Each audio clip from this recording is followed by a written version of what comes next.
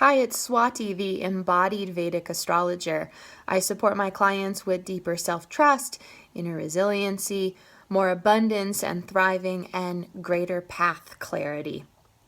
In this video, I want to share a little bit about the term spiritual bypassing and what that actually means, what it looks like, and what it feels like to spiritual bypass. So this is a fairly new term, and it really expresses this very common thing that happens in spiritual communities and in spiritual rhetoric. So a lot of the dogma that's being shared these days doesn't actually support the transformation process and our human stuff.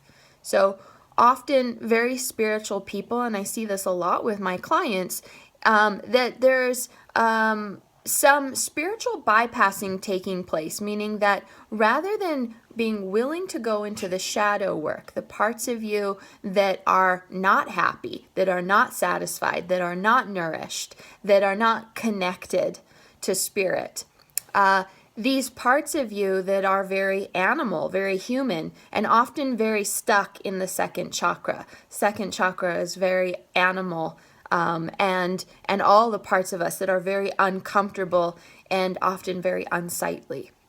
And spiritual bypassing looks like, rather than leaning into the challenge, just bypassing over it and saying, saying a positive affirmation, or just meditating, even doing your yoga practice, stepping right over the challenge rather than leaning into it.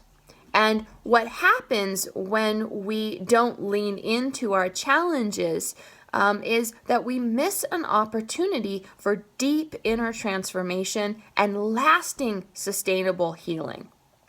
So this is one of the biggest disconnections that I see with very spiritual people, is that there's a tendency to stay stuck in the seventh chakra, sixth and seventh, and all of the feel-good spiritual idealism, but not actually ground into the body where we feel. So the first chakra and the second chakra are going to be the root of your feeling. And the reason why this is so important is that through feeling, you can reconnect. So if there's any resistance to your emotional body, any resistance to challenging emotions, there's going to be a resistance to reconnecting with your whole body. And remember, your whole body is shadow and light. It's not just the good stuff.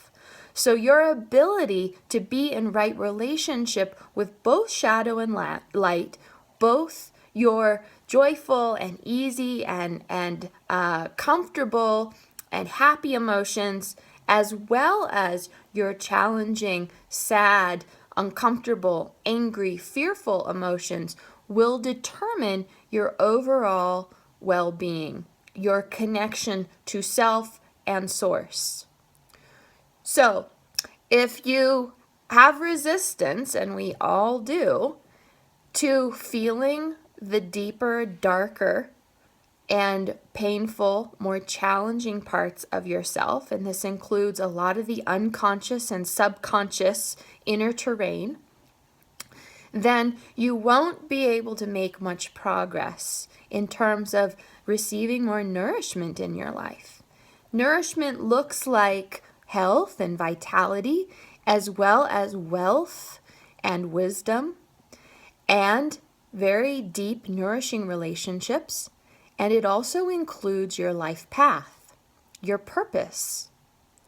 So this is the importance of the reconnection process with your first chakra, feeling deeply, gathering resources and support for this feeling journey, and the ability to use what you feel as a way to deepen your inner resourcing, deepen your listening, harvest deeper needs, what's working, what's not working, And how can you start to get these needs met in a more nourishing and supportive way?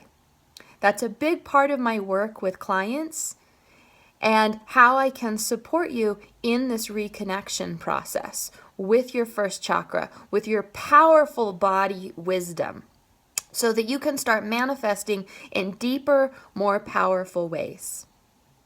And the way that you know if you're spiritual bypassing or you're disconnected from the first chakra and you're feeling body wisdom is that you are facing some challenge in your life. And that challenge will be on some level of creation and manifestation.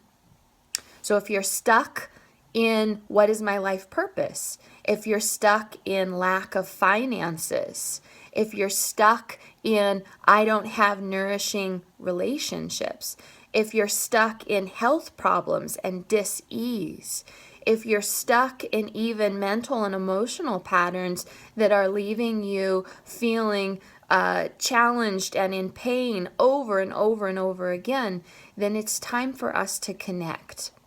It's time for you to start gathering resources and support that can really help you transform, heal, and change these places within you that are disconnected. I look forward to seeing you in my free webinar. And in my next video, I'm going to share even more resources with you for the reconnection process.